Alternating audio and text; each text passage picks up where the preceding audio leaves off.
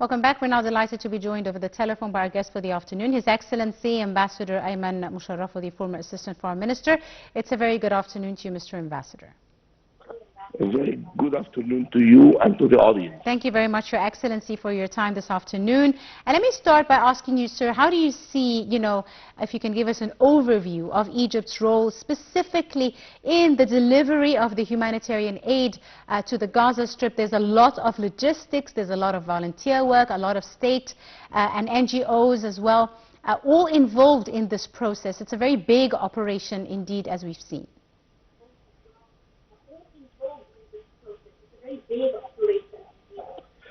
Yes, I want to give first a historical perspective Yes. to this operation.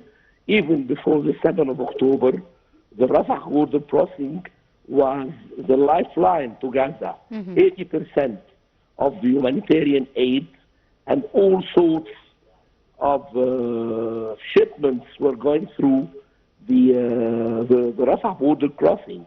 Egypt has always opened their ports, airports, roads, to help the Palestinians and to break the blockade over the Gaza Strip.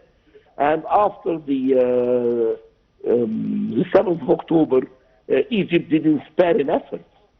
And it continued daily to try to help and to alleviate the pressure on the Palestinians, even through airdrop.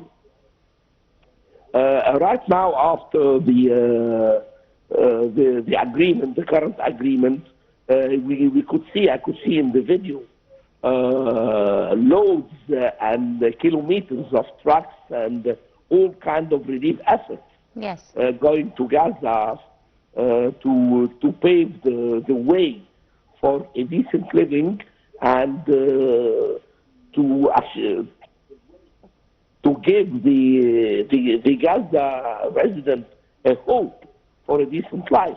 They need everything. They need medicine, they need food, they need all kinds of equipment to render the Gaza Strip serviceable. Because actually, we do believe that the Palestinians should have a decent living on their land, not elsewhere. Yes. Indeed, Your Excellency. How do you see the Egyptian officials' coordination with different international organizations, with different local, domestic NGOs, etc., and other countries as well, to facilitate this delivery of all the aid that is being sent over?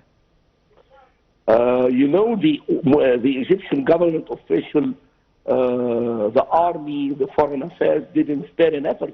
Upon the order of President Abdel Fattah al-Sisi, we give a clear order that we do not spare an effort to help the Palestinians.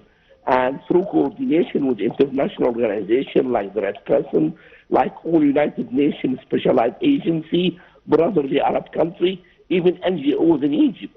We have a lot of Egyptian NGOs who contributed and collected a lot of donations for the Gaza Strip. As you know, the Palestinian cause is in the heart of every Egyptian, whether it's an official or a part of the people.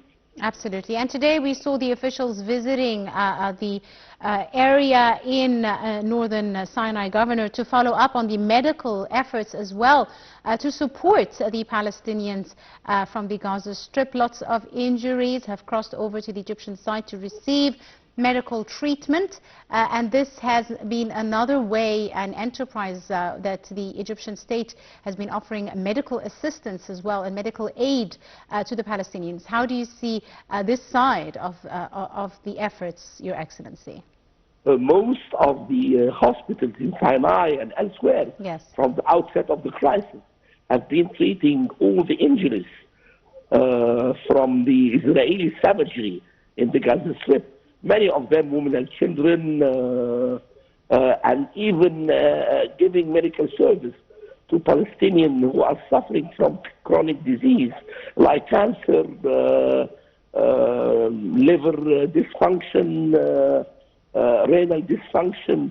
I mean, we didn't spare any effort. Even we have sent some medical field hospitals to try to help the Palestinian people to survive.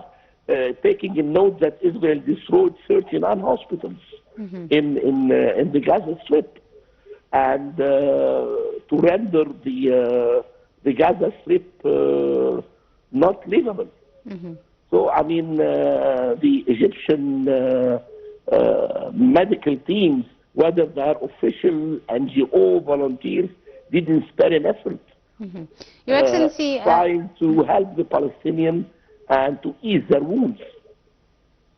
Absolutely, Your Excellency. And you mentioned the issue of volunteers, and we're talking of around over even 15,000 volunteers on the ground in the area just to assist with the aid convoys and all the packages, the packaging of the materials, whether it's medicine or food or fuel or water, blankets, etc. How do you see the volunteer effort as well in light of the gravity of the situation on the ground?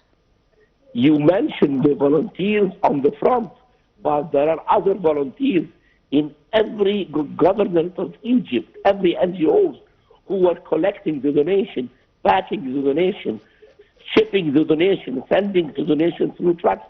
So you have a lot of people which maybe are not on the limelight, but there is a huge effort from all the Egyptian people, from the poorest to the richest, from each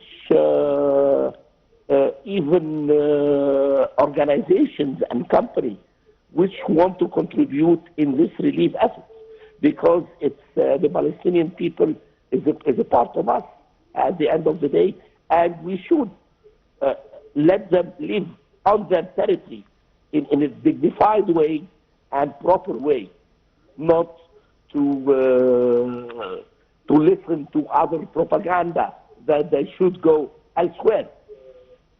Absolutely, Your Excellency. Now, Egypt has taken lots of measures to keep the Rafah border crossing open, specifically for aid deliveries, but also now, could you tell me a bit about how Egypt is balancing the humanitarian efforts with security concerns as well at the border?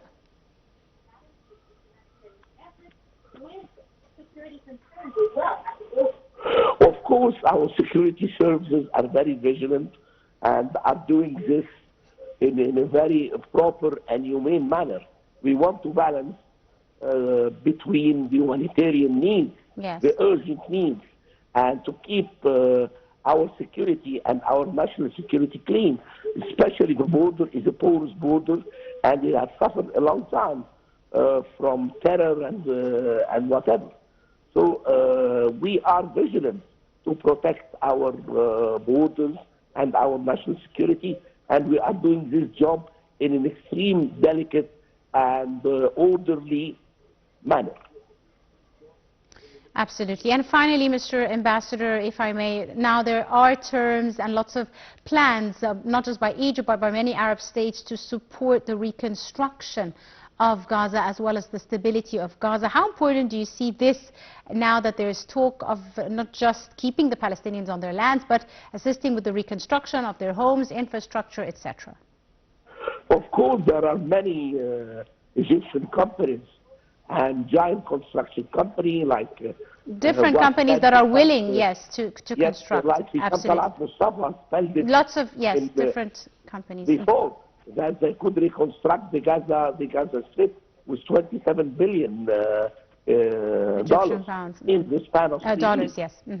So I mean, we could let the Palestinian living and reconstruct, but not to let the Palestinian go elsewhere. Yes. With the risk they will never return. We will continue to build and reconstruct Gaza while the Palestinians are abroad and while the Palestinians are on their land, living in caravan, living in tents. But the Palestinians learned the lessons. They will never leave their land. Absolutely.